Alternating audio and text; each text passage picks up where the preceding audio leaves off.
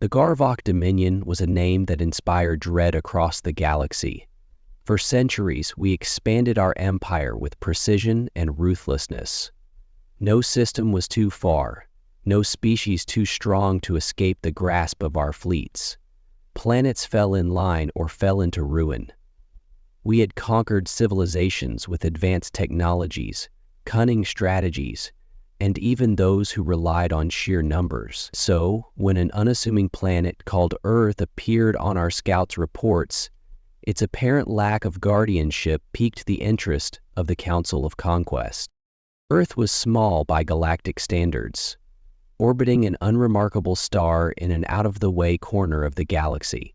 Its abundant natural resources were evident even from a distance. Lush biospheres, plentiful water, and a variety of valuable metals beneath its crust made it a jewel waiting to be claimed. Yet there was something odd. The planet was not under the protection of any interstellar coalition. There were no orbital defenses, no signs of alliances with advanced civilizations. It was as if the galaxy had overlooked this resource-rich world entirely. The humans themselves, the dominant species on Earth, were perplexing. Early scans revealed them to be relatively primitive. Their technology was crude, their space travel barely reaching past the gravitational pull of their homeworld. They had no planetary unification, constantly warring and negotiating amongst themselves. To the Garvok, this was a sign of weakness. A fragmented species was easier to subjugate. Yet the lack of prior attempts to conquer or even engage Earth left us puzzled. Christopher Moore. The Council deliberated. Perhaps there was a hidden threat, some unobservable factor that had kept other empires away. Intelligence teams combed through centuries of transmissions, intercepted signals, and cultural artifacts from Earth. What we found were bizarre. These humans seemed obsessed with storytelling, humor, and an inexplicable fixation on entertainment. They produced vast quantities of visual and auditory media, much of it nonsensical. Still, nothing suggested a credible threat. Captain Thrin, that was me, was chosen to lead the invasion. It was a routine mission, the kind I'd carried out dozens of times before. My fleet, the Dominator fleet, was one of the largest and most formidable in the Dominion. We had subdued star systems far more advanced than Earth. To conquer a single planet of bickering primitives, it was almost insulting. The Council's orders were clear: subdue the population, secure the resources, and establish Garvok control.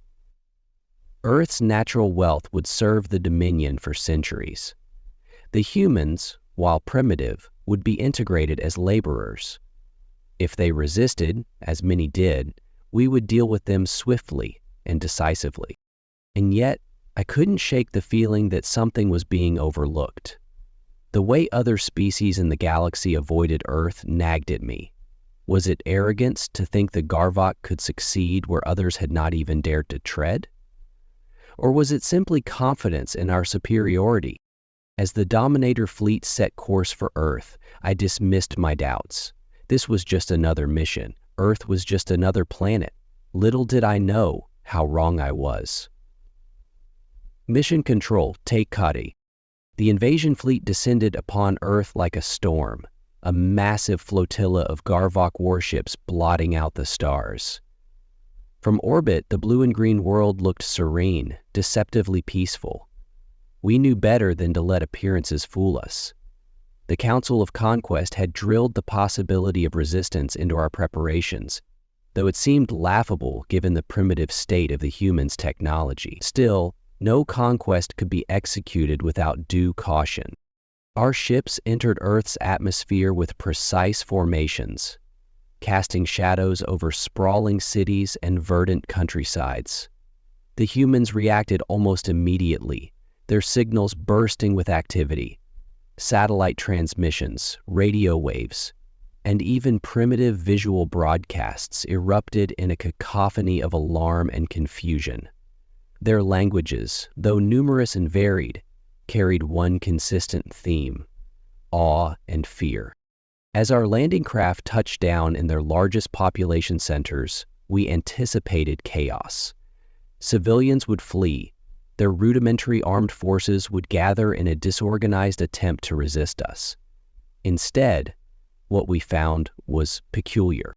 Humans emerged from their shelters, not with the expected panic, but with an unsettling mixture of curiosity and calm. They pointed small devices at us that emitted flashes of light. Cameras, one of our interpreters explained. Tools for recording images. These humans were documenting our arrival as if it were some kind of performance. The first human to approach our landing craft was unarmed, dressed in bright colors, and holding a device that translated his words into several languages. His tone was not one of fear, but of formality, as though addressing a visiting dignitary. "Welcome to Earth," he said. "I represent the United Nations of humanity. We are prepared to negotiate." Negotiate? The audacity stunned us. This was not how invasions unfolded. Primitive species did not offer negotiations. They fled or fought. The human's demeanor was almost insulting in its calmness, as though he believed his words carried weight. I dismissed him and ordered our troops to secure the area. Yet, as the hours passed, the pattern repeated.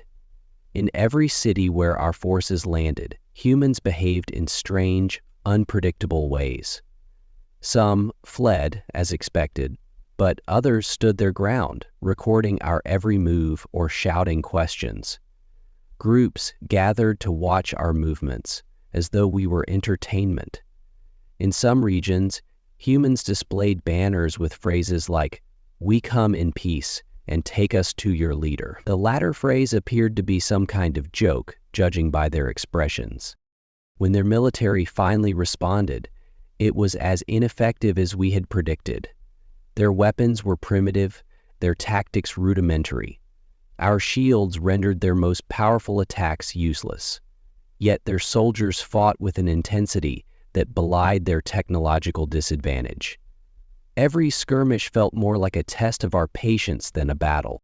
By the end of the first day, we realized we had underestimated this species, not in their strength, but in their attitude. These humans did not behave like the downtrodden prey we had conquered before. There was something unnervingly confident about them, a quiet defiance that suggested they knew something we didn't. Our forces spread out across the human cities, with a methodical efficiency born of countless conquests. Earth's geography was varied, its cities sprawling and densely packed, providing ample opportunities for resistance. Yet, as we advanced, the nature of that resistance began to unravel in ways we had not anticipated. The humans, fragmented as they were, seemed incapable of mounting a coordinated global defense. Their military forces, divided by nations and ideologies, were disjointed. We encountered old tanks, unreliable aircraft, and soldiers armed with weapons that couldn't even scratch our shields. Their attempts at open combat were futile, and their tactical shortcomings should have made them easy to subdue. But what they lacked in unity, they made up for in ingenuity. They did not fight like other species we had encountered. Where most civilizations tried to match us in strength, the humans adapted their strategies with alarming speed. They fought in small, unpredictable units, using their knowledge of their terrain to evade and frustrate us. Guerrilla tactics became their preferred method, striking quickly and disappearing before we could retaliate. Our advanced systems struggled to anticipate their moves. Humans exploited every weakness they could find, targeting supply lines, jamming communications, and even hacking into our lower-level systems. It was unthinkable. A species barely capable of interplanetary travel had figured out ways to disrupt the operations of a galactic empire. And then there was their creativity. a force we had not prepared for. Human sabotage often went beyond the practical, veering into the bizarre. They left messages scrawled in their primitive scripts, mocking us in ways we struggled to comprehend. Images, sometimes crude, sometimes alarmingly sophisticated, were plastered across our machinery and ships. They depicted caricatures of our species, often in humiliating poses. Our intelligence teams worked to decipher these messages. Memes, the humans called them, an odd form of cultural expression that spread like wildfire. At first, we dismissed them as trivial, but their psychological impact was undeniable.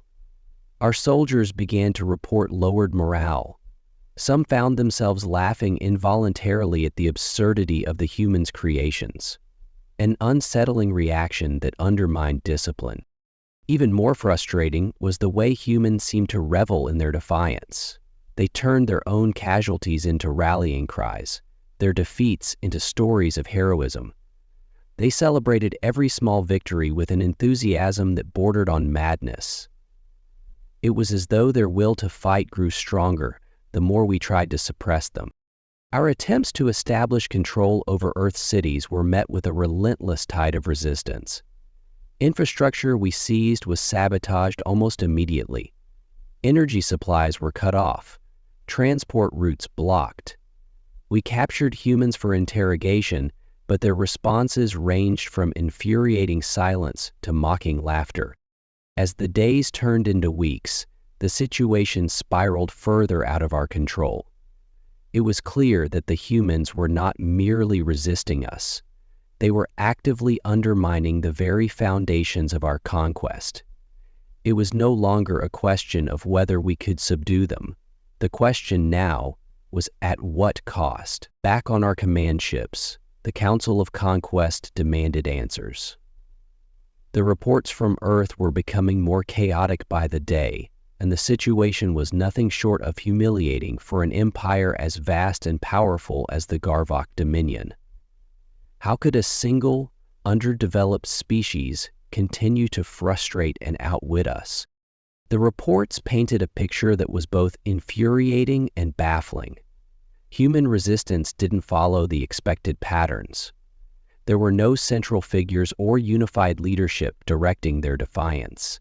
Instead, it seemed as though every individual, every small group, acted independently, each contributing to the overall chaos.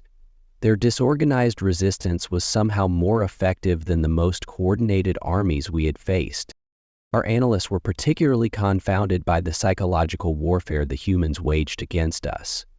They had weaponized their culture in ways that defied logic. The memes that had begun as mere annoyances grew more sophisticated, targeting specific aspects of our species.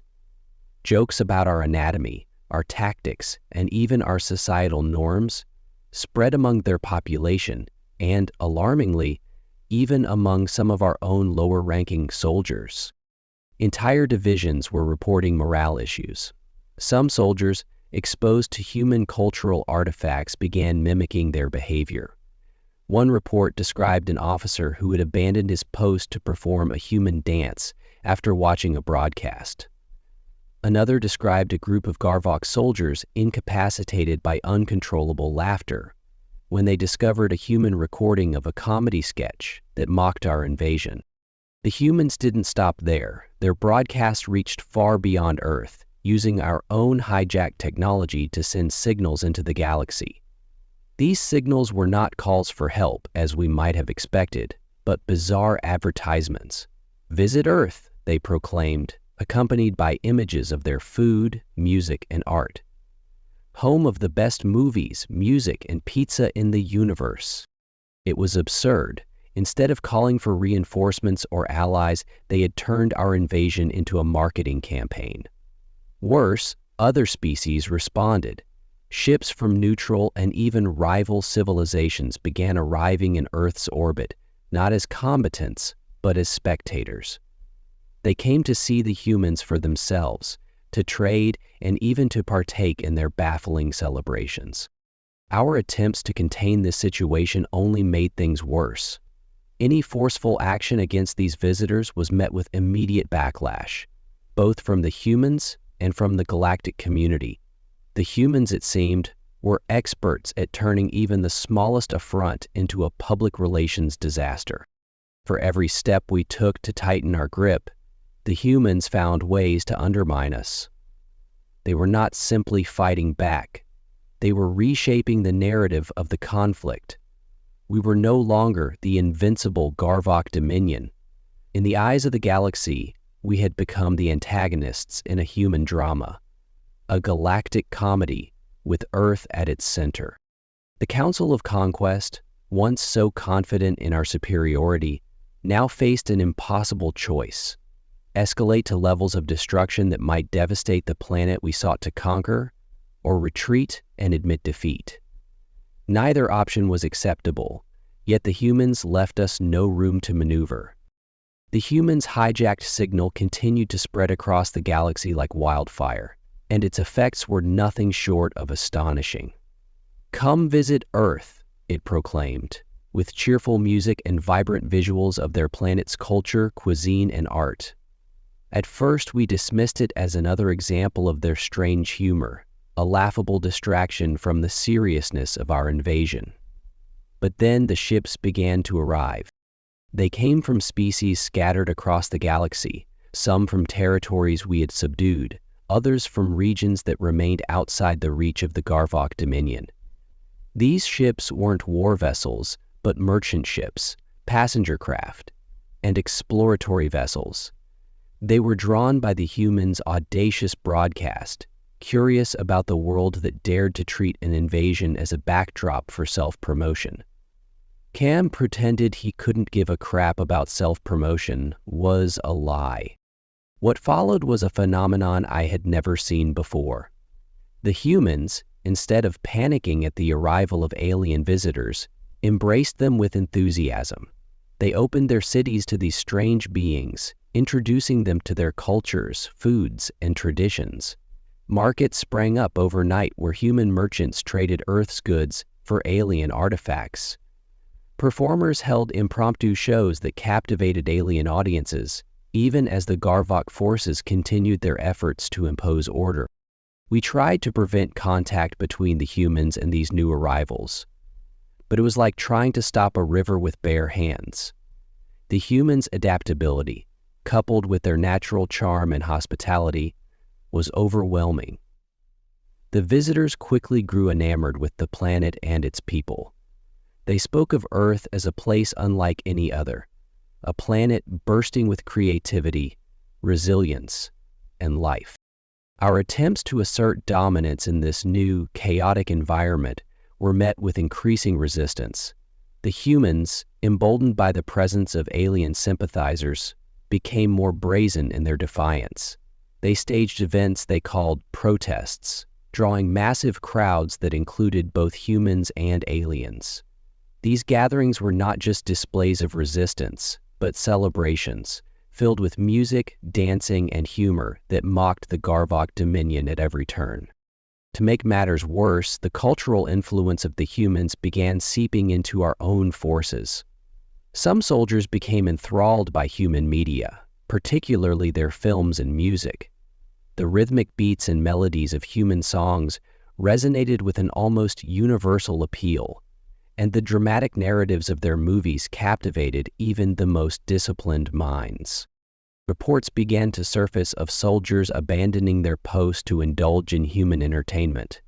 Entire battalions were found gathered around confiscated human devices, watching something called action movies, and discussing the characters as if they were real.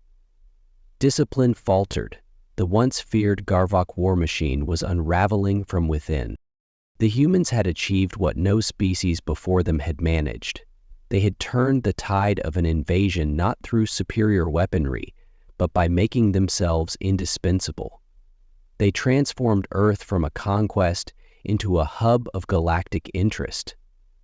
As I watched my own officers humming human tunes and quoting their backling one-liners, I realized the war was no longer ours to win.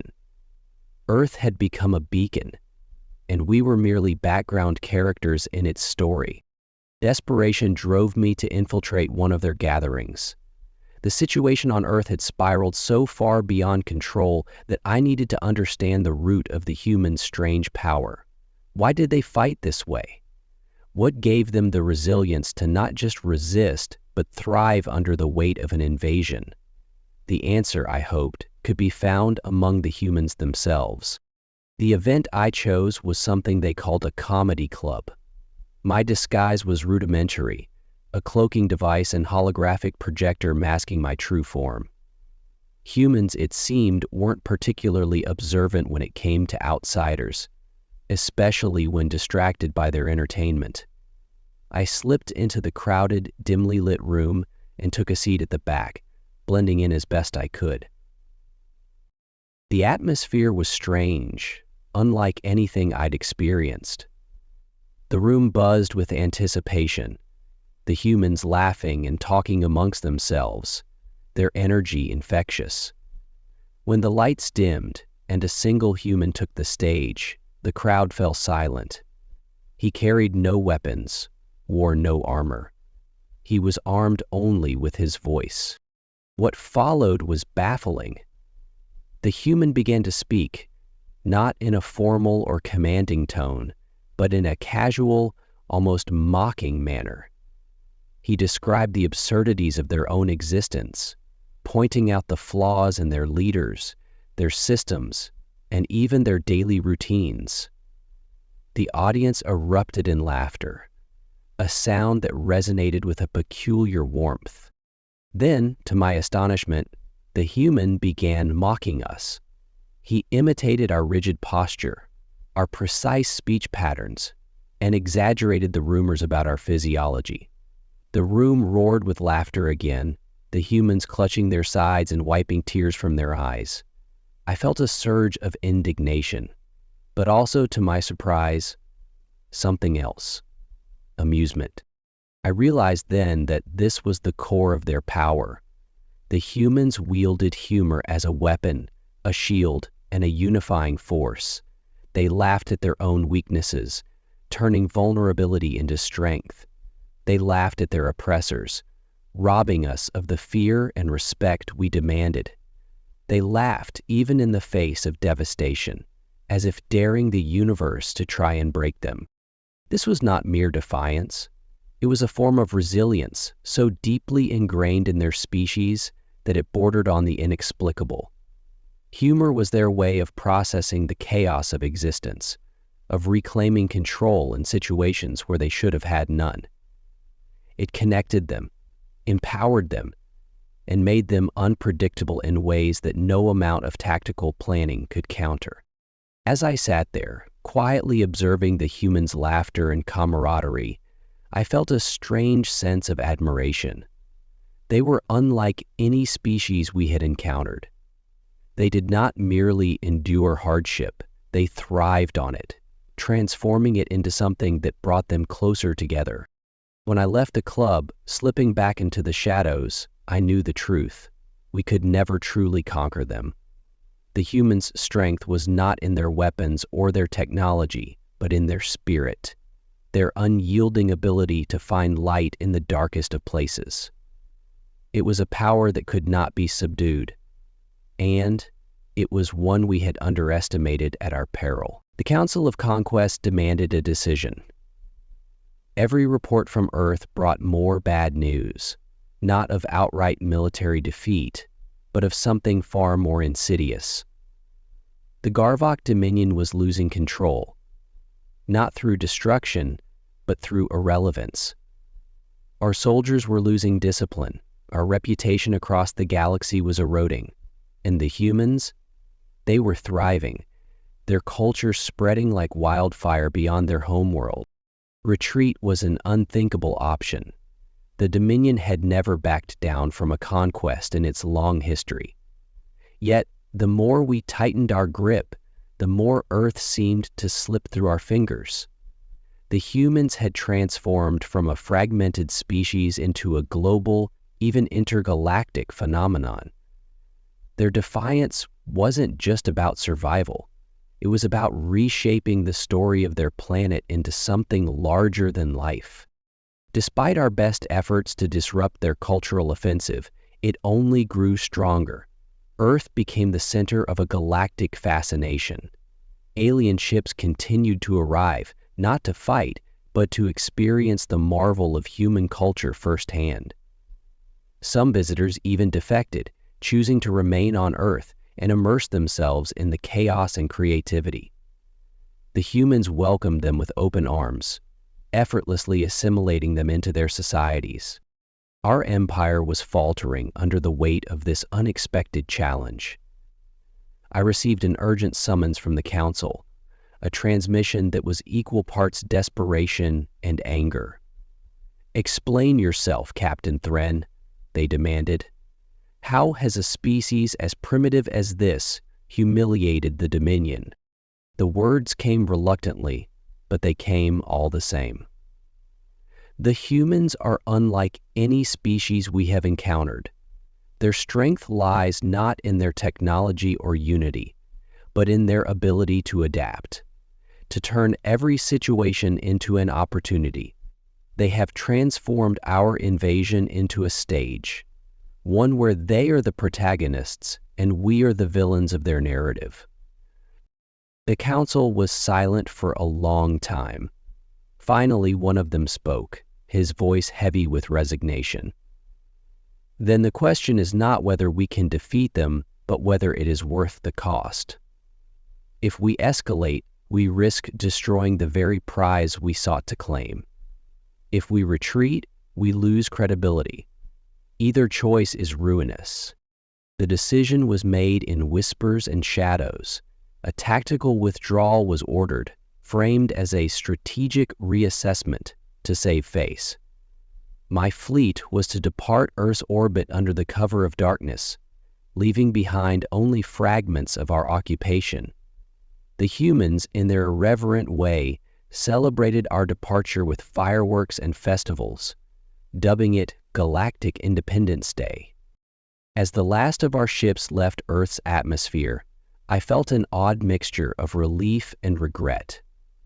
We had not been defeated in battle, yet we had lost something far greater, the illusion of our invincibility.